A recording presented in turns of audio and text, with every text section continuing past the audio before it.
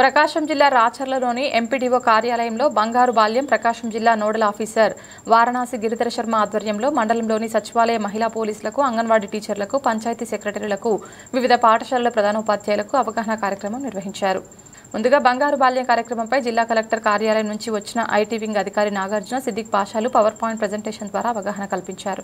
అనంతరం జిల్లా నోడల్ అధికారి గిరిధర శర్మ మాట్లాడుతూ ఈ ప్రాజెక్టులో ట్రయల్ రన్ మండలంగా రాచర్లను జిల్లా కలెక్టర్ ఎంపిక చేయడం ఎంతో సంతోషకరమైన విషయమని, మన మండలంలో వచ్చిన రిపోర్ట్ సమీక్షించి జిల్లా అంతటా ఈ కార్యక్రమం అమలు చేయడం జరుగుతుందని తెలిపారు.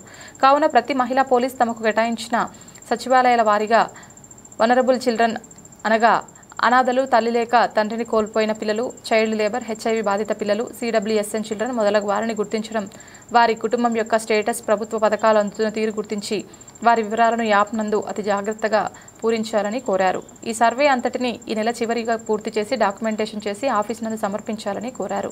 ఈ సమావేశంలో మండల అభివృద్ధి అధికారి Sura Venkataramireddy, SI Koteswararao, ICDS supervisor Vasanthakumari, Racherla Zilla Parishad ఉన్నత పాఠశాల ప్రధానోపాధ్యాయులు బిఎల్ రామనాయక్ మరియు ఎన్జీఓలు అన్నాజీరావు మరియు ప్రేమ్ కుమార్ పాల్గొన్నారు.